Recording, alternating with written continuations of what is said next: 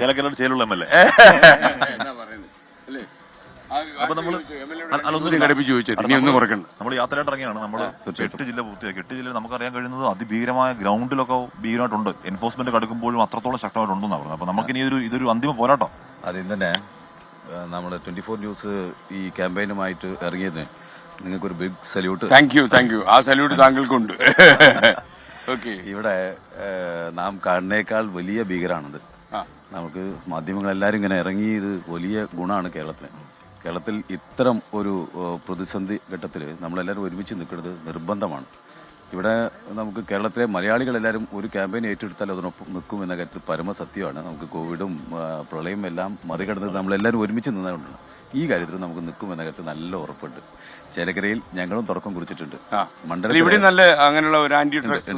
മണ്ഡലം കേന്ദ്രീകരിച്ച് ഒരു ക്യാമ്പയിൻ പ്ലാൻ ചെയ്തിട്ടുണ്ട്. ഇപ്പൊ അധ്യാപകരും മറ്റുള്ള സർക്കാർ ഉദ്യോഗസ്ഥർ ഉൾപ്പെടെയുള്ള ആളുകളെ ഞങ്ങളൊരു ഷെഡ്യൂൾ ഉണ്ടാക്കിയിട്ടുണ്ട്. ഈ വരുന്ന 10-ാം തീയതിയാണ് അതിന്റെ വിപുലമായ രാഷ്ട്രീയ പാർട്ടികളും കൂടി ആലോചിച്ച് നമുക്ക് എല്ലാ ബൂത്ത് വാർഡ് അടിസ്ഥാനത്തിൽ പോലെ വീട് എത്താൻ തക്ക രീതിയിലുള്ള രക്ഷിതാക്കളെ ബോധവൽക്കരിക്കുക എന്നതാണ് ഞങ്ങളുടെ ലക്ഷ്യം. ചേലക്കരയിൽ ഒരു ഇഫക്ട് എങ്ങനെയാ? ഇങ്ങനെയുള്ള ആളുകളുണ്ടോ? കാരണം ഇത് കുട്ടികളെയാണല്ലോ ഇവര് ടാർഗറ്റ് ചെയ്യുന്നത്.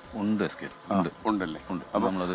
നമ്മൾ എന്ത് പ്രിക്കോഷനാണ് ഇതിന് എടുക്കുന്നത്? നമുക്ക് ഇപ്പോ അതിന്റെ ഭാഗമായിട്ട് തന്നെയാണ് ഞങ്ങളിത് ബോധ്യപ്പെട്ടതിന്റെ അടിസ്ഥാനത്തിലാണ് മണ്ഡലം അടിസ്ഥാനത്തിൽ ചെയ്യാൻ തീരുമാനിച്ചു. ഒരു വളയം ഉണ്ടാക്കി കൊടുക്കാൻ തീരുമാനിച്ചിട്ടുണ്ട്. രക്ഷിതാക്കളെ സംരക്ഷിക്കുക, അവരെ ഒന്ന് ബോധവൽക്കരിച്ച് 2 വിഷയം. ഒന്ന്, ജനങ്ങളെ ബോധവൽക്കരിക്കുക മാത്രമല്ല, ഒപ്പം ഒരു ഇൻഫർമേഷൻ ടീം ഉണ്ടാക്കാൻ തീരുമാനിച്ചു. ഞങ്ങൾ എക്സൈസ് ഡിപ്പാർട്ട്മെന്റിലേക്ക് ഇൻഫർമേഷൻ കൊടുത്ത് ഇവർ ഇന്ന സ്ഥലത്ത് നടക്കുന്നത് അത് ഒന്ന് പരമാവധി ഗവൺമെന്റ് സഹായിച്ചു കൊടുക്കാൻ തന്നെയാണ് ഞങ്ങളുടെ ലക്ഷ്യം. ഞങ്ങൾ ഇരുമപ്പെട്ടിയിൽ ഒരു ജാഗ്രതാ സമിതി എന്ന് പറഞ്ഞാൽ അതിൽ ക്ഷേത്ര കമ്മിറ്റിയുണ്ട്, പള്ളി കമ്മിറ്റിയുണ്ട്, മഹല്ല് കമ്മിറ്റിയുണ്ട്, അവിടുത്തെ വിവിധ സന്നദ്ധ സംഘടനകളുണ്ട്, DYFI ഉണ്ട്. എല്ലാ രാഷ്ട്രീയ ഭേദമന്യേ എല്ലാ സംഘടനകളും ചേർത്ത് ഒരു ജാഗ്രതാ സമിതി, ഒരു ജാഗ്രതാ സമിതിയാണ്.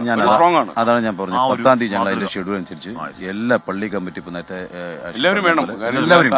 ഒരാളെ മാറ്റി നിർത്താൻ പറ്റില്ല. എല്ലാവരും കൂടെ. ഇത് സമൂഹത്തിനെ ബാധിക്കുന്ന വലിയ ഒരു ആപത്താണ്. ഈ ആപത്ത് നിന്ന് നമുക്ക് കുട്ടികളെ രക്ഷിക്കണം, യുവജനങ്ങളെ രക്ഷിക്കണം. നമ്മൾ ഉദ്ദേശിച്ചതിനേക്കാളും ഒരുപാട് നമ്മുടെ 3% ഉദ്ദേശിച്ച 3% ഭീകരമാണ്. ഇന്നലെ കാലത്ത് എന്റെ വീട്ടിൽ ഒരു രക്ഷിതാവ് വന്നു.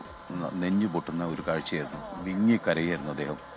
8ാം ക്ലാസ്സിൽ 9ൽ പഠിക്കുന്ന കുട്ടി ബാഗിൽ നിന്ന് ഒരു മൊബൈൽ ഫോൺ, ഞങ്ങൾ കൊടുക്കാത്ത ഒരു ടച്ച് ഫോണും ഒപ്പം ഒരു സിഗരറ്റും ആ പെൺകുട്ടിയുടെ കണ്ടെത്തി. ഞങ്ങളത് വലിച്ചെറിഞ്ഞു. പക്ഷെ അത് പിന്നീട് അതിന്റെ മുകളിൽ ആ സിഗരറ്റിന് 500 രൂപയാണ് ഓയിൽ തേച്ചിട്ട് കൊടുക്കാൻ 500 രൂപയാണ്. അത് ഞെട്ടിപ്പോയി അതൊക്കെ കേൾക്കും. അപ്പോൾ നമുക്ക് ഇതിന് വളരെ സംഭവം. എന്തായാലും ചേലക്കരയിലെ MLA ലീഡർഷിപ്പിൽ ചേലക്കര സ്വന്തമാക്കുക അല്ലേ? അപ്പോ നമ്മള് 500 കോടിയുടെ മോഹവില 300 രൂപയല്ലേ എന്റെ വില?